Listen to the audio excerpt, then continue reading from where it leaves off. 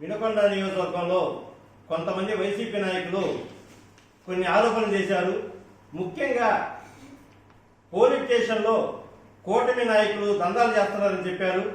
మీకు దమ్ము ధైర్యం ఉంటే మా 6 నెలల్లో ఫుటేజ్ తీసుకొస్తాం, మీ 5 సంవత్సరాల ఫుటేజ్ తీసుకురండి. పోలీస్ స్టేషన్లో ఎవరు దందాలు చేశారో ఎవరితో ప్రతి ఒక్కటే ఉంటుంది.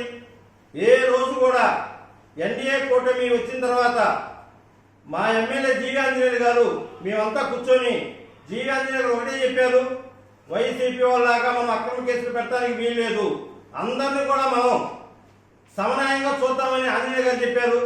మీరు చెప్తున్నారు మీ రౌడీజం గురించి. నేను కొన్ని విషయాలు చెప్తున్నాను. 2020లో మున్సిపల్ ఎలక్షన్లు వచ్చినాయి. ఆ రోజున మేము జనసేన పార్టీ తరఫున 5 నెంబర్లని 5 వార్డులకి నెంబర్లుగా పెట్టాము. ఆ రోజున ఒక ఎమ్మెల్యే స్థాయిలో ఉన్న ఎమ్మెల్యే నాకు ఫోన్ చేసి ఆ 5 నెంబర్ని విత్డ్రా చేయించుకో లేకపోతే తాడ తీపిస్తానన్నాడు. ఇంతకన్నా అవమానం కానీ ఇంకోటి కానీ దౌర్భాగ్యం ఏది లేదు. ఒక ఎమ్మెల్యే ఫోన్ చేసి మేము వేసిన క్యాండిడేట్ని విత్డ్రా చేసుకోమన్నారు. నేను ఒప్పుకోకపోతే మా క్యాండిడేట్ అందరూ ఇళ్ల దగ్గర పోయి బెదిరించి విత్డ్రా చేయించాడు. అది మీ సంస్కృతి. అది మీరు చేసిన పనులు కూడా ఎన్డీఏ గవర్నమెంట్ చేస్తుందని చెప్పడం ఒకటి.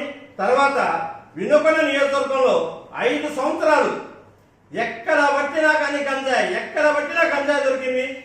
మన ఎన్డీఏ గవర్నమెంట్ వచ్చిన తర్వాత మన ఎమ్మెల్యే జీవి ఆంజనేయుల ఆధ్వర్యంలో ఈ రోజున గంజాయి అంటూ కూడా వినుకొండ లేకుండా పోయింది. ఆ విధంగా క్లీన్ స్వీప్ చేశారు.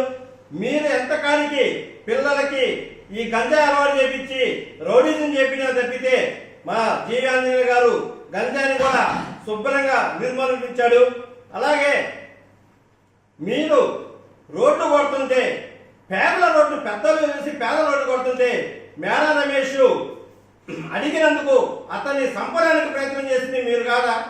అలాగా ఏ రోజైనా సరే జీవి ఆంజనేయులు గారు దరిదాపు 10 సంవత్సరాలు ఎమ్మెల్యేగా చేశారు, ఇప్పుడు చేస్తున్నారు. ఏ రోజున అలాంటివి ఏమైనా ఉన్నాయా? మీరు వచ్చిన కాంచి కూడా మీ రౌడీజాలు మీరు విధానమే కానీ ఇంకోటి లేదు. అలాగే ఏనుగుపాలెం పంచాయతీ ఎలక్షన్ ఏనుగుపాలెంలో వెంకటరామని ఎస్ఐ ఏ విధంగా ప్రవర్తించాడో ఆ ఊళ్ళో అందరికీ తెలుసు. ఆ విధంగా భయప్రాంతం చేస్తే ఆ రోజున ఏనుగుపాలెం ఉన్న మహిళ మొత్తం కూడా కర్రలు చీపులు తీసుకొని వచ్చిన రోజున వెనకదెక్కి బయటకు వచ్చాడు. మీరు ఎలక్షన్లు కూడా భయపెట్టి చేశారు. ఎలక్షన్లు ఎవరిని కూడా రానియకుండా ఎవరు లేకుండా మీరు చేశారు. కానీ ఎన్డీఏ కూటమి మెట్ట కాదు, ఏదైనా కానీ మంచి పద్ధతిలో పోతుంది. అలాగే జగన్మోహన్ రెడ్డి గారు ముఖ్యమంత్రిగా చేశారు. ఆయన బర్త్డేని ఏదో చాటు మాటలు చేసుకునే దౌర్భాగ్య స్థితిలో మీరున్నారు. ఎందుకంటే కార్యకర్తలు ఎవ్వరు కూడా మీ మాట వినట్లేదు. అందుకని మీరేదో కార్యకర్తలు రప్పించుకోవడం కోసం ఎన్డీఏ కూటమి మీద మీరు అనేక నిందలేస్తున్నారు. వైసీపీ కార్యకర్తలు కూడా ఒకటే చెప్తున్నాను. ముఖ్యంగా నిన్న జరిగిన దాంట్లో వినుకొండ మండల అధ్యక్షుడు కానీ అసలు జెడ్పీటీసీ కానీ ఎవరు కూడా పాల్గొనలేదు. ఓన్లీ ఎవరో ఒక 5-6 వచ్చి పాల్గొన్నారు. అంటే మీరు కార్యకర్తల్ని మీ పార్టీ మీద ఎంత అభిమానం ఉందో ఇప్పుడే అర్థమవుతుంది. అలాగే మా సూపర్ 6 గురించి కూడా మాట్లాడుతున్నారు. భారతదేశంలోనే 3,000 పెన్షన్ ని 4,000 పెన్షన్ ఒకేసారి చేసిన గవర్నమెంట్ ఏదంటే మా ఎన్డీఏ గవర్నమెంట్. ప్రతి ఒక్క చోట కూడా ఎన్డీఏ గవర్నమెంట్ మీరు చేసిన 5 సంవత్సరాల పరిపాలనలో నాశనాన్ని సరిదిద్దుకుంటా మా ముఖ్యమంత్రి నారా చంద్రబాబు గారు అలాగే పవన్ కళ్యాణ్ గారు శుభ్రంగా దీన్ని మంచి పద్ధతిలో చేయడానికి మనల్ని ఆర్థికంగా ముందు తీసుకోవడానికి చేస్తున్నారు. అలాగే వంట గ్యాస్ కూడా 3 సిలిండర్లు సంవత్సరం 3 సిలిండర్లు ఇస్తుంది మా గవర్నమెంట్.